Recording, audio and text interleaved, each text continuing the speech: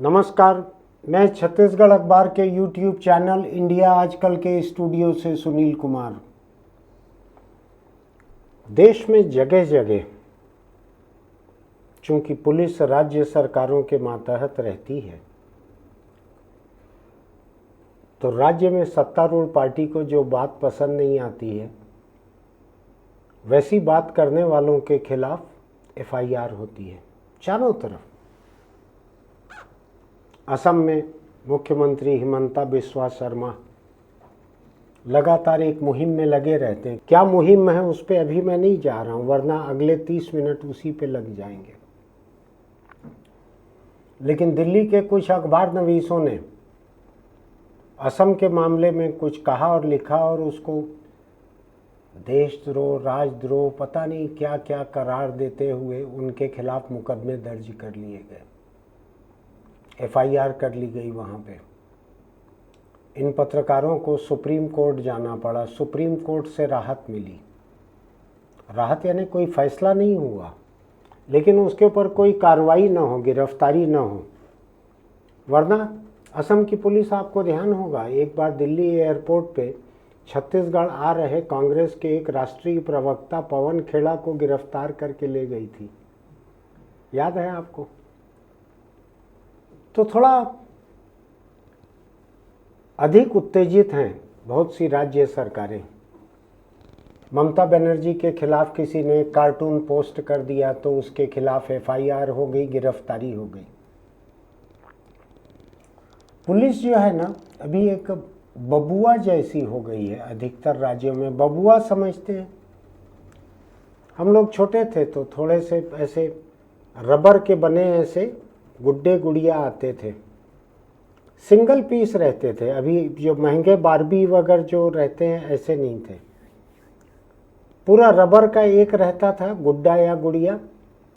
कोई हिस्से पुर्जे नहीं रहते थे, नीचे एक पीपी लगी रहती थी, उसको रबर को दबाएं तो पी पी आवाज आती थी। राज्यों की पुलिस अभी ऐसी ही बबुआ हो गई है। सत्तारूढ़ पार्टी ऐसे दबाती है तो पुलिस के मुंह से जी जी निकलता है। पी पी, हम लोगों के बचपन में पी पी वाले बबुआ रहते थे, अभी जी जी वाले बबुआ है। बीबीसी का एक बहुत ही मज़ेदार हास्य व्यंग्य का सीरियल है, सटायर है, बहुत ही अच्छा, यस मिनिस्टर, कि मिनिस्टर की कैसी कैसी बातों पे ब्यूरोक्रेट से जो है नौकरशाह, वो किस तरह से हामी भरते हैं, किस तरह से जी हुजूरी करते हैं। बड़ा अच्छा है। अगर आपको YouTube पे दिखे यस मिनिस्टर बीबीसी, इतना टाइप कीजिएगा, देखिएगा उसको मज़ा लेके। अंग्रेज़ी में है लेकिन आपको मज़ा आएगा सुनने में। तो आज देश भर में अलग अलग प्रदेशों में सत्तारूढ़ पार्टी को नापसंद आने वाली बातों को सोशल मीडिया पे आप पोस्ट करें, अखबार में लिखें, टीवी चैनल पर बोलें, यूट्यूब पर बोलें, आपके खिलाफ मुकदमे दर्ज हो जाते हैं बहुत सारे। मैं थोड़ा हैरान भी होता हूँ कि ऐसे मुकदमे दर्ज करके आप किसी को जख्मी करके, परेशान करके, कुछ समय के लिए जेल में डालकर, क्या सचमुच ही सत्ता का कुछ भला होता है जिस प्रदेश में भी ऐसा होता है? मैंने देखा है, एक कुणाल कामरा नाम का एक स्टैंड अप कॉमेडियन था, मुंबई वगैरह में अलग अलग क्लब्स में कहीं जाके कुछ बालिग लोगों के बीच, बच्चों के लिए नहीं रहता था, थोड़ी बहुत गाली गलौज भी रहती थी।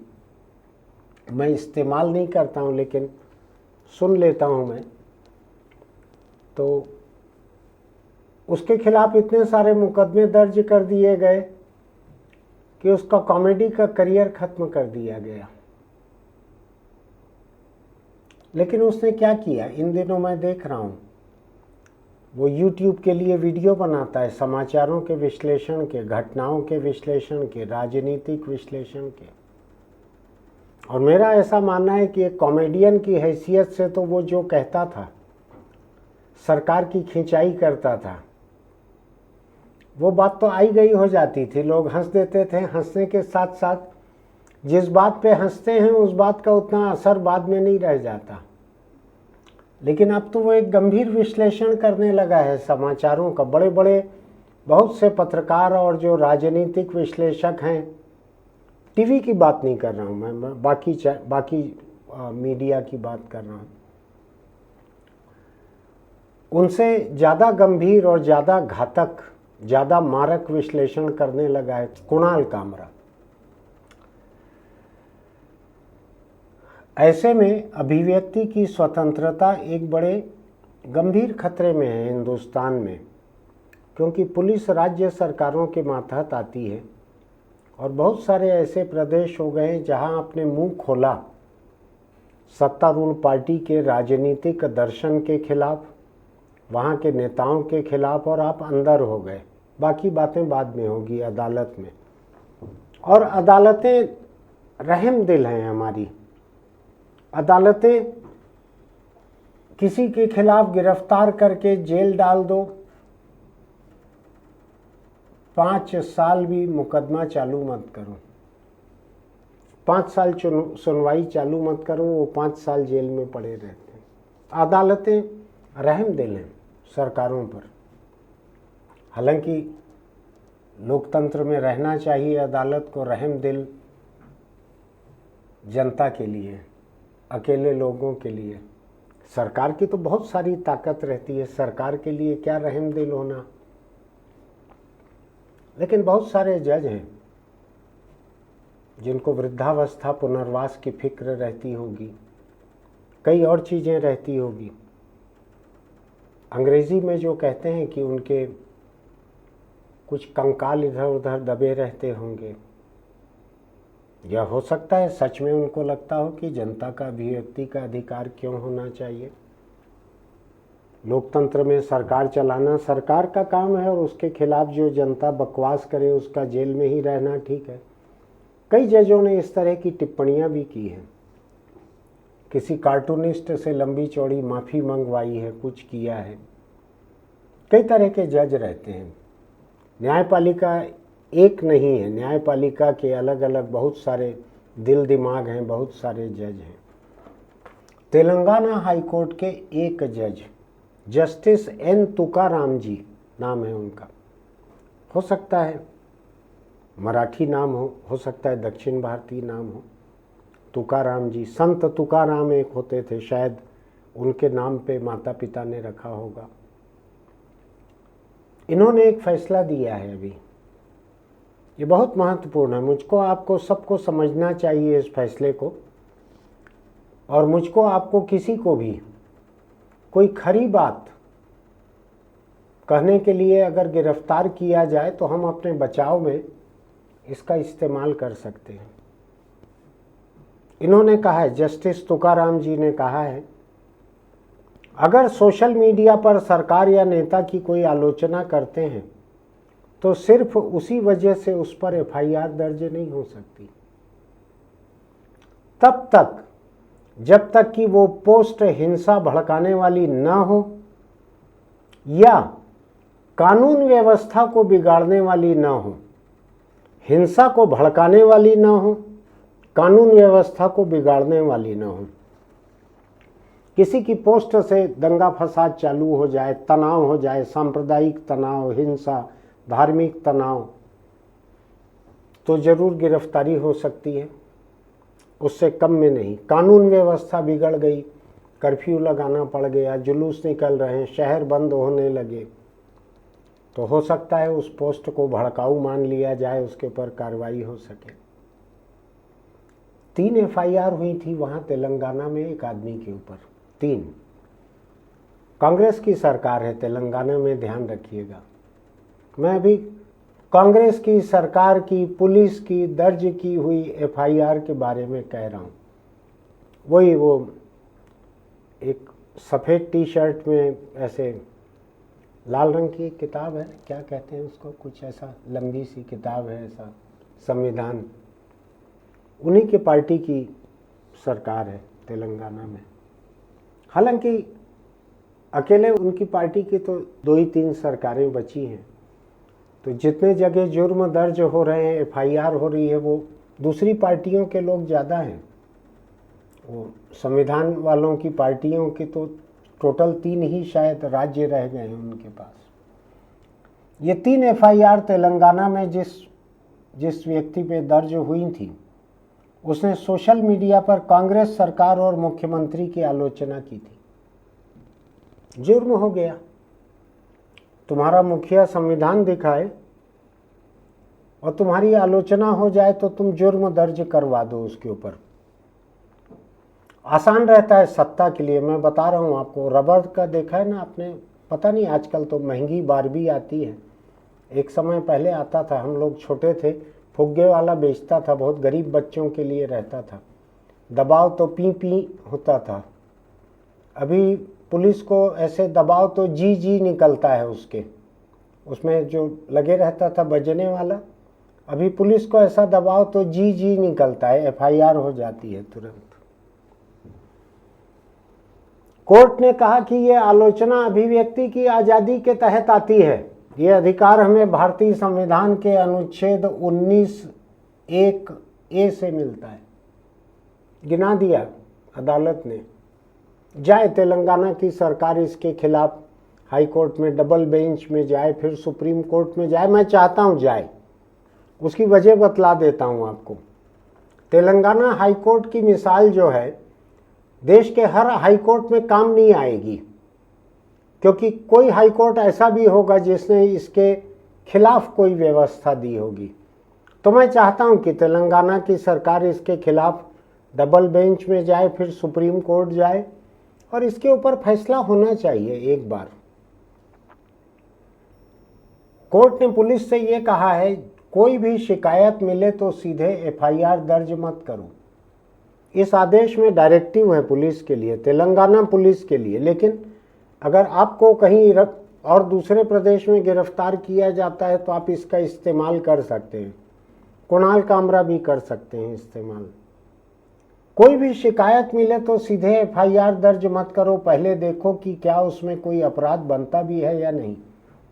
सिर्फ तीखी भाषा या राजनीतिक आलोचना अपराध नहीं है।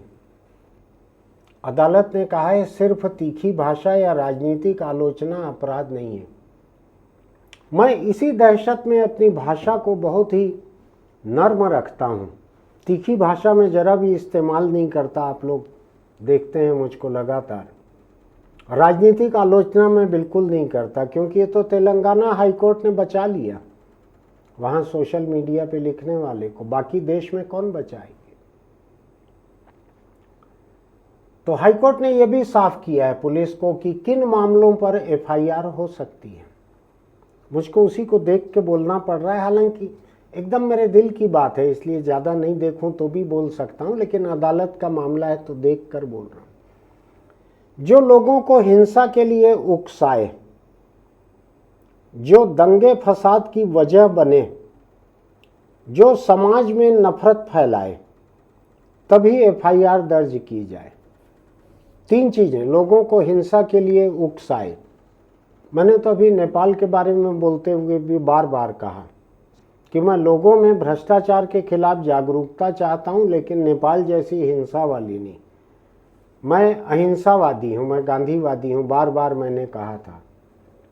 तो मैं हिंसा के खिलाफ बार बार इसीलिए बोल देता हूं, उससे बचाव हो जाता है थोड़ा सा कोर्ट कचहरी में।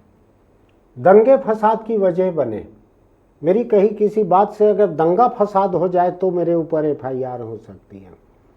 या समाज में नफरत फैलाए, मैं कोशिश करता हूं कि मेरी कोई भी बात ऐसी नहीं रहे और मैं नफरत के खिलाफ बात करता हूं। तो ये जज ने जो लिखा है मुझको अच्छा लग रहा है, मेरे दिल की बात है। बाकी जजों को भी सोचना चाहिए कि उनके प्रदेशों में जो एफआईआर हो रही है किसी भी सोशल मीडिया पोस्ट पर, किसी राजनीतिक पोस्टर पर, किसी कार्टून पर या किसी और लिखे हुए पे, व्हाट्सएप मैसेज पर, सोचना चाहिए। हो सकता है कि जस्टिस तुकाराम जी से ज़्यादा सीनियर जज हों दूसरी अदालतों में, लेकिन फिर भी देख तो सकते ही हैं कि इनकी व्याख्या क्या है। इस फैसले का क्या मतलब है, मैंने चैट जीपीटी से पूछा था तो उसने निकाल के बताया। पूरा फैसला पढ़ा उसने, जस्टिस तुकाराम जी का, और पढ़ के बताया कि अब आम लोग, पत्रकार या सोशल मीडिया यूजर बिना किसी डर के सरकार की आलोचना कर सकते हैं। देश का हाल ऐसा हो गया है कि सरकार की आलोचना आप कर सकते हो, इसके लिए हमको हाईकोर्ट का एक ऑर्डर लग रहा है। दिक्कत क्या हो गई है मैं आपको बताता हूं। सत्तारूढ़ पार्टी को सरकार मान लिया जाता है। ध्यान रखिएगा, मैं तेलंगाना में कांग्रेस की सरकार है, वहां से मेरी बातचीत चालू हुई है। एकदम से मुझको किसी दूसरी पार्टी से मत जोड़ दीजिएगा।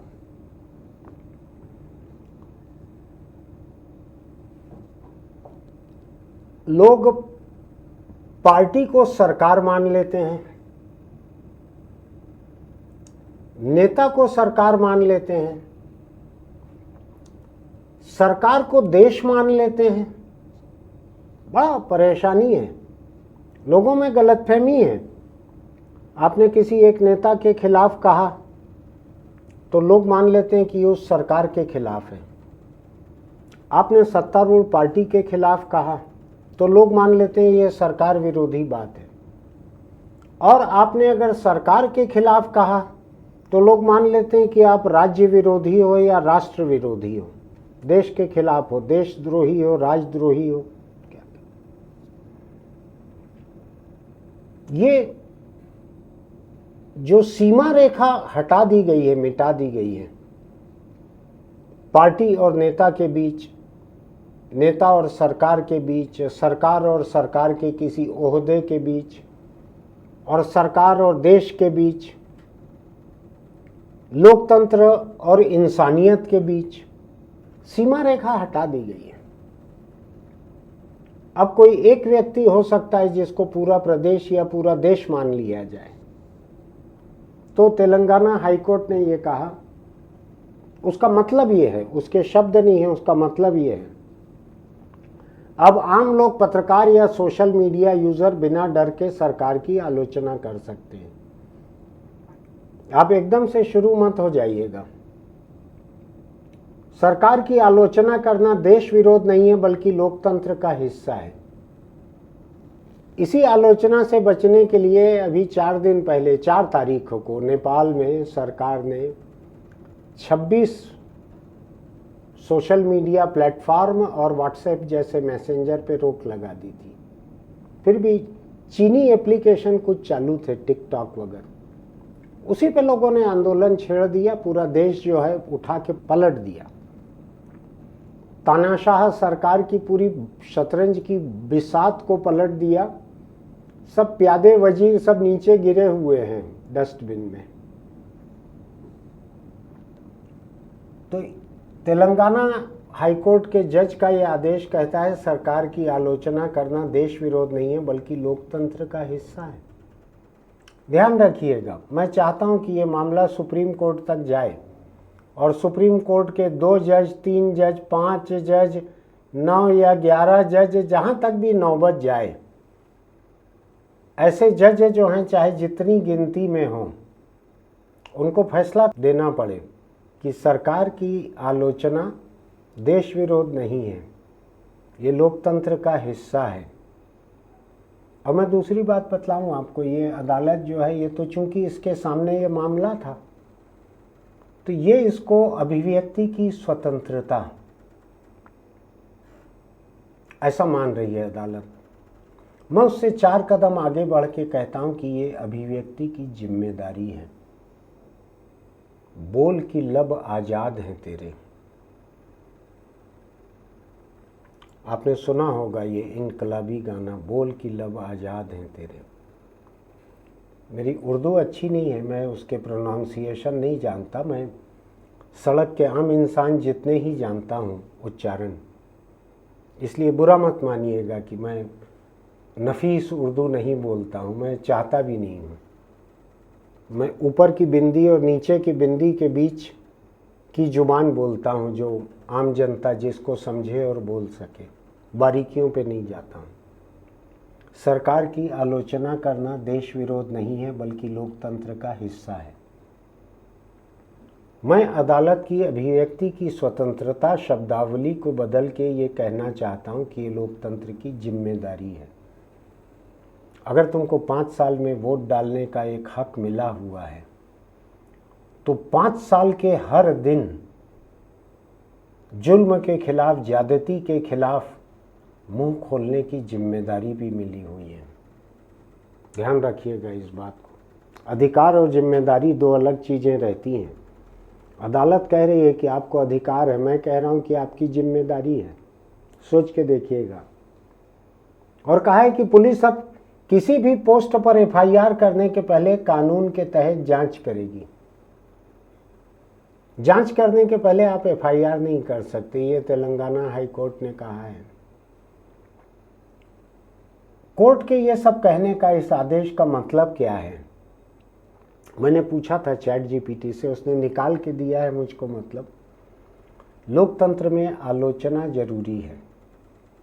आलोचना से डरने वाली सरकार लोकतांत्रिक नहीं रह सकती।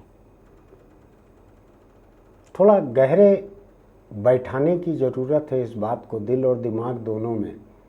एक तो यह है कि डर निकाल दीजिए। अदालत का ये फैसला बतलाता है कि आपको बोलने की आज़ादी है, आपके होंठ खुले हुए हैं, सिले हुए नहीं हैं।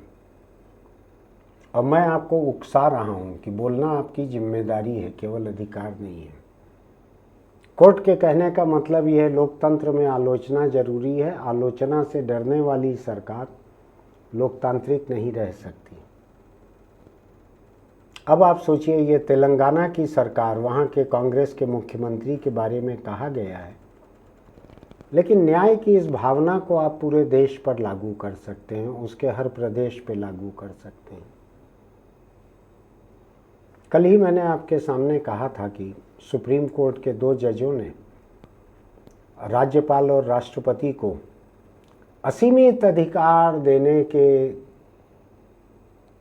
की सुनवाई के बीच ये कहा था कि थोड़ा नेपाल को देख लें क्या हो रहा है, थोड़ा बांग्लादेश को देख लें वहाँ क्या हुआ है पिछले साल।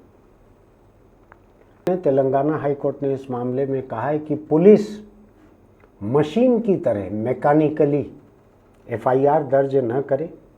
अगर कोई व्यक्ति राजनीतिक भाषा में आलोचना करते हैं, बशर्ते ऐसी भाषा उत्तेजना फैलाने, सार्वजनिक व्यवस्था बिगाड़ने या हिंसा के लिए प्रेरित करने की स्थिति में न हो। 3 एफआईआर जो की गई थी एक आदमी पे, तीनों खारिज कर दी अदालत ने। जो वहाँ की कांग्रेस सरकार के मुख्यमंत्री की आलोचना थी, सरकार की भी रही होगी, खारिज कर दिया उसको। ये सोशल मीडिया पे पोस्ट किया था एक आदमी ने। कांग्रेस पार्टी और तेलंगाना के सीएम की आलोचना थी। अदालत ने कहा यह आलोचना भले ही तीखी हो, लेकिन ये आर्टिकल 19(1)(a) के तहत आती है, ये मंजूरी मिली हुई है इसको संविधान से। कहा कि जब किसी के सोशल मीडिया पोस्ट पर, कहीं और लिखने पर, कहीं और बोलने पर, अगर उसमें हिंसा का इरादा दिख रहा है या सार्वजनिक अशांति का खतरा दिख रहा है, तो ही उस पर एफआईआर दर्ज करना पर्याप्त कहा है अदालत ने। अब अदालत के इन शब्दों को तोड़ मरोड़ के अगर कोई सरकार एफआईआर कायम करना चाहे, इसी देश की इससे बहुत बड़ी बड़ी अदालत जो हैं वो 5-5 साल से जेलों में बंद लोगों को जमानत भी देना नहीं चाहती है। पता नहीं इन जजों ने, जिन्होंने 5-5 साल से जेलों में बंद लोगों को जमानत भी नहीं दी है, कभी इन्होंने सोचा है कि उन लोगों की जगह ये जज खुद रहते तो इनको वो 5 साल कैसे भारी पड़ते? सोचा है क्या कभी? खैर मैं उसके ऊपर नहीं जाता, वो बहुत बड़े जज हैं, मैं छोटा हूँ और मैं कभी तीखी जुबान इस्तेमाल नहीं करता। डरे सहमे मैं नर्म जुबान में ही बोलता हूँ। तो तेलंगाना हाई कोर्ट के इस जज ने अपने आदेश में कहा है, लीडरशिप की आलोचना, तीखी टिप्पणी, सरकार की आलोचना जनता के बुनियादी अधिकार में आती है। अब तेलंगाना की पुलिस को इससे सबक मिला होगा तो मिला होगा, लेकिन बाकी प्रदेशों के बबुआ जो हैं उनको दबाने से पता नहीं अभी जी निकलना जारी। वो मैं वहाँ से ले रहा हूँ इस सोच को। वो बीबीसी का एक सटायर सीरियल आता है, यस मिनिस्टर। आपको अंग्रेज पसंद ना हो, अंग्रेजी पसंद ना हो तो भी देखिएगा, मज़ेदार रहता है। बाकी देश में भी ऐसे फैसले के आने की या लागू होने की ज़रूरत है। लोग डर गए हैं, सहम गए हैं। मैं एक दो लोगों के बीच बैठा हुआ था, वो अपने लैपटॉप पर देख रहे थे कुछ सोशल मीडिया की पोस्ट। उसमें इतनी खरी खरी बात लिखी हुई थी कि जिनका लैपटॉप था उन्होंने तुरंत ही पेज बदल दिया, ज़्यादा देर उसको देख नहीं पाए। उन्होंने लाइक भी नहीं किया था, रीपोस्ट भी नहीं किया था, कोई कमेंट भी नहीं किया था, लेकिन देख भी नहीं पाए, तुरंत पलट दिया था। मेरे जो दोस्त ऐसा कर रहे थे उनके लिए मैं इस YouTube का लिंक उनको भेजूंगा कि भाई तेलंगाना हाई कोर्ट आपको बचाने के लिए खड़ा हुआ है और आपको गिरफ्तार कोई कर सकते हैं, लेकिन 5-6 साल के बाद आप तेलंगाना हाई कोर्ट का ये जजमेंट, ये ऑर्डर अगर दिखाएंगे तो हो सकता है कि आपके प्रदेश की कोई अदालत आपको जमानत दे दे। 5 साल से ज़्यादा तो आज़ादी की लड़ाई में बहुत सारे लोग जेल में रहे हैं, उससे क्या डरना। अगर आप अभिव्यक्ति की स्वतंत्रता चाहते हैं तो 5 साल की कैद से आपको नहीं डरना चाहिए, उसके बाद जाके आप बरी हो जाएंगे। चलिए फिर मिलते हैं। अगर आपको लगता है कि मैंने जो बात कही है आपके किसी काम की है, अगर आप लब का मतलब होता है होंठ, आपके होंठ अगर अभी भी खुलते हैं, आपकी उंगलियां अभी कोई पेन थाम सकती हैं, या किसी मोबाइल फ़ोन पर कुछ टाइप कर सकती हैं, या लैपटॉप पर कुछ टाइप कर सकती हैं, या आपके हाथ में रंग और कूंची है, आप कहीं लिख सकते हैं, या आपके सामने माइक है और आप कुछ बोल सकते हैं, तो ध्यान रखिएगा, लोकतंत्र में अभिव्यक्ति की स्वतंत्रता नहीं होती, अभिव्यक्ति की जिम्मेदारी होती है। फिर मिलेंगे। आपको लगता है कि मैंने कोई जायज़ बात की है तो इसके लिंक को अपने दोस्तों को भी बढ़ाइएगा। हो सकता है कि आपके होंठ, आपकी उंगली ये काम ना करें, आपके किसी दोस्त की कर जाएं, इसके बाद तो कम से कम एक तो कोई जिम्मेदारी पूरी करे। मैं नहीं कर पा रहा हूँ, आप नहीं कर पा रहे हैं, कोई और करे। एक किसी शायर ने कहा था, मेरे सीने में नहीं तो तेरे सीने में सही, हो कहीं भी आग लेकिन आग जलनी चाहिए। शायद ऐसे ही था, मुझको बहुत शेर चीते ठीक से याद नहीं रहते, शायद ऐसा ही था। अपनी जिम्मेदारी मत भूलिएगा। इसके लिंक को आगे बढ़ाना उसी जिम्मेदारी का हिस्सा है। उससे हो सकता है हमको 10-20 रुपए मिल भी जाएं YouTube से। फिर मिलेंगे। अब ये पूरा का पूरा एपिसोड नसीहत का है, तो हेलमेट और तंबाकू अगली बार। फिर मिलते हैं।